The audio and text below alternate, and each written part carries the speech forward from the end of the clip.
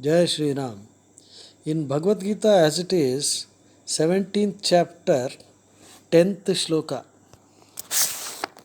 which says, Yatayamam gatarasam puti parishyutam chet uchishtam apichamedyam bhojanam tamasapriyam. In this, Swami Prabhupada, in his explanation, in his purport, the meaning, he says, it is only through brute mentality that killing goes on, and the civilized method of obtaining needed fat is by milk. Slaughter is the way of subhumans. Protein is simply available through split peas, dal, whole wheat, etc. So here, Prabhupada is condemning animal sacrifice and slaughter.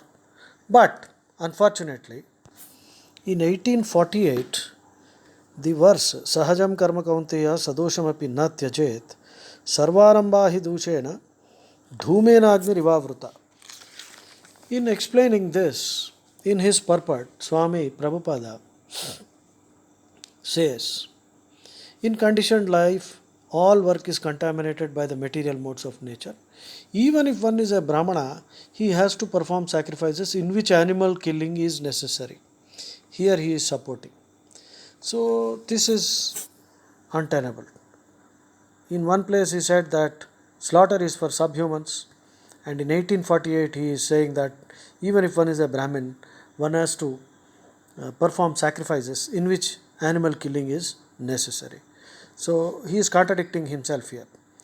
But interestingly, this shloka probably provides defense for Prabhupada. The shloka it said what? Sahajam karma kaunteya sadoshamapi na tyajet sarvaramba hi doshena dhumena agni rivavruta. So Prabhupada, in my opinion, is a fragment of Krishna's energy. So you may call him an avatara if you want. He has performed miracles. I don't have to explain. All over the world, so many Krishna consciousness centers. In fact, my initiation into Bhagavad Gita was because of an ISKCON devotee in my childhood. But there is a defect. And in spite of that, Krishna is saying, though there is a defect, it is not that you should avoid work simply because there is some defect in it. And in fact, Krishna categorically says that in this world, every word, every work is attended by some defect. Because this is not a world of perfection. There is nothing perfect in this world. So perhaps this shloka defends Prabhupada, all the great work done, but for some strange reason, he did not outright condemn animal sacrifice, which he should have done. But still it's all right, because Krishna is defending Prabhupada now. In fact, Swami Prabhupada, in Bhagavad Gita as it is, 3rd chapter, 12th shloka, Ishtan bhogan hivo deva dasyante yajnabhavita tair dattan na pradayabhyo yo bhunkte stena evasaha. So, in his purport for this particular shloka, Swami Prabhupada says, worship of different demigods is also on the basis of the same basis, namely according to different qualities. For example, the meat eaters are recommended to worship the goddess Kali, the ghastly form of material nature, and before the goddess, the sacrifice of animals is recommended. But for those who are in the mode of goodness, the transcendental worship of Vishnu is recommended. All yajna is meant for gradual promotion to the transcendental position. So for ordinary men, at least 5 yajnas known as Pancha Mahayajna are necessary. So here, Prabhupada is again, for some strange reason, saying that this slaughter of animals to worship goddess Kali is recommended in the Vedas. And this, I think, is not true.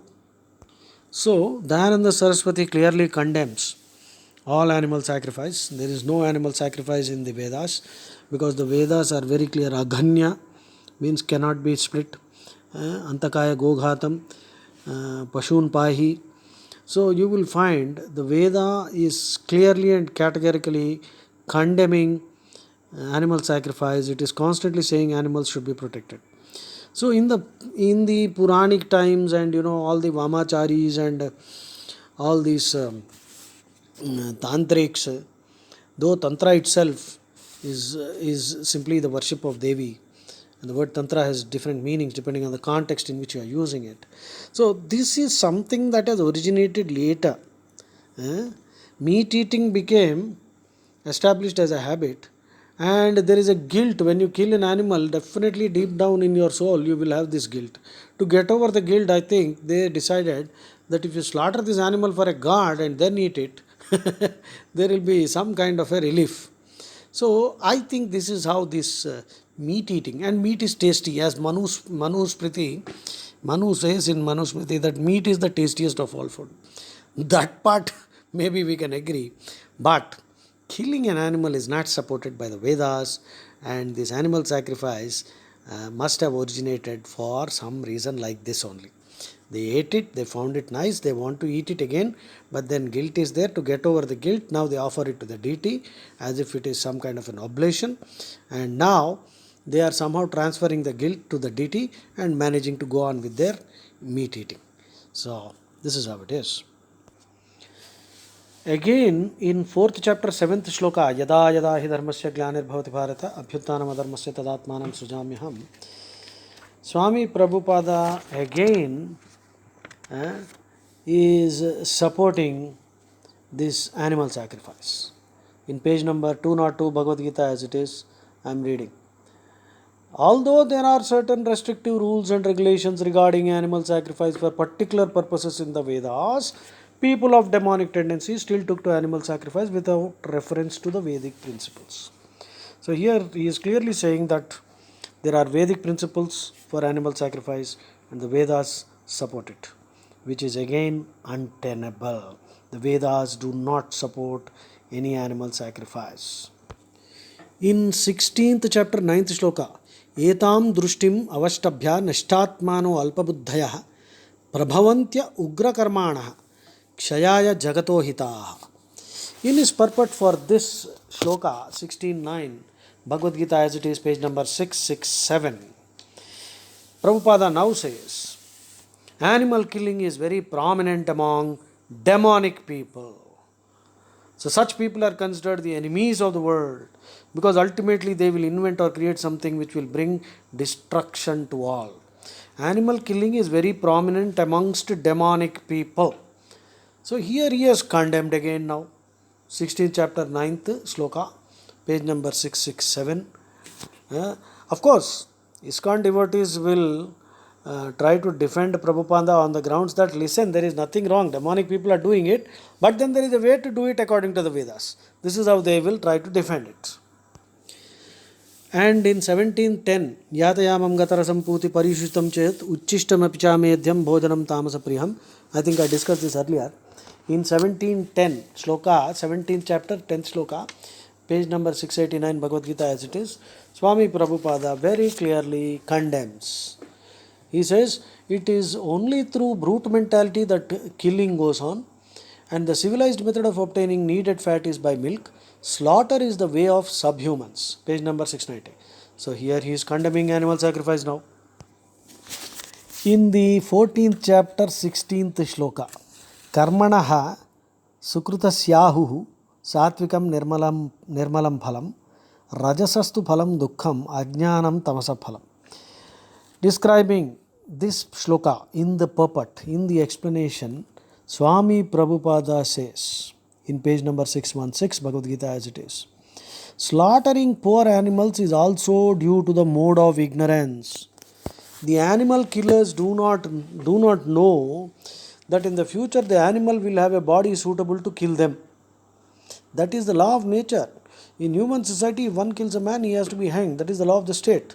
Because of ignorance, people do not perceive that there is a complete state controlled by the Supreme Lord. Every living creature is a son of the Supreme Lord, and he does not tolerate even an ant being killed. Oh, this is the ultimate condemnation of animal sacrifice by Swami Prabhupada. So, I think it is becoming more and more curiouser and curiouser. So here Prabhupada is clearly condemning. Mam Saha, the word Mam Saha actually means I will become you. So that means Prabhupada is clearly saying the animal killers don't know that in the future the animal will have a body suitable to kill them. So, and Krishna, every living creature is a son of Krishna, Supreme Lord, and he does not tolerate even an ant being killed. So one has to pay for it. So indulgence in animal killing for the taste of the tongue is the grossest kind of ignorance. Okay, so this will be the defense ISKCON people will take. That it is, if it is done only for the taste of the tongue, then there is problem. You should not do it. But according to Vedic principles, it's okay. This is how they will try to defend it. And if you see the further explanation, a human being has no need to kill animals because God has supplied so many nice things. If one indulges in meat eating anyway, it is to be understood that he is acting in ignorance and is making his future very dark. Of all kinds of animal killing, the killing of cows is the most vicious because the cow gives us all kinds of pleasures by supplying milk. And cow slaughter is an act of grossest type of ignorance.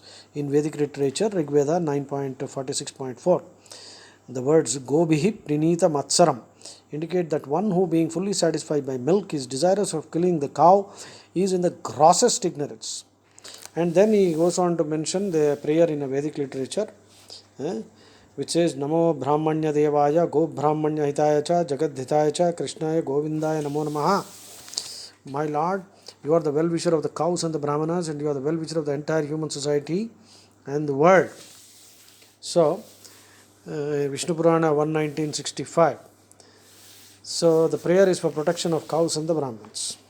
Brahmanas are the symbol of spiritual education, and the cows are the symbol of the most valuable food.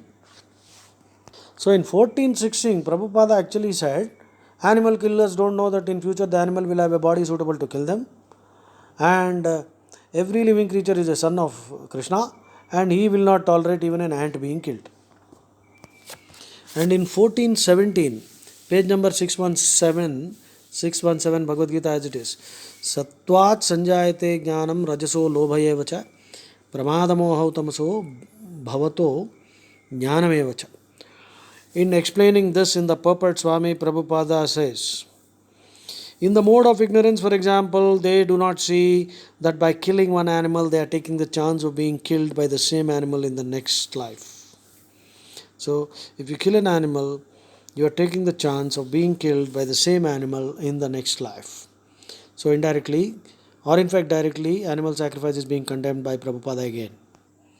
And actually in 9th chapter 26th, Patram Pushpam Phalam Toyam Yome Bhaktya Prayachati Tadaham Bhaktyupahrutam Ashnami Priyatatmanaha. Krishna is clearly saying, offer me a leaf, a flower, or a fruit, or even a drop of water. So clearly Krishna himself is saying there is no need for animal sacrifice.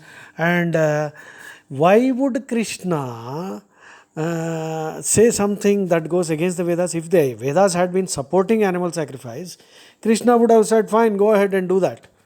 Because the Bhagavad Gita is supposed to be the gist of the Vedas, the summary of the Vedas, and Krishna never mentioned any animal sacrifice. That means Vedas also do not support animal sacrifice. This is the best way to look at it.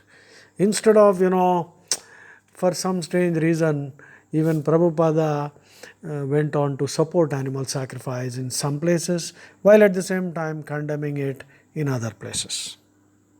Jai Shri Ram.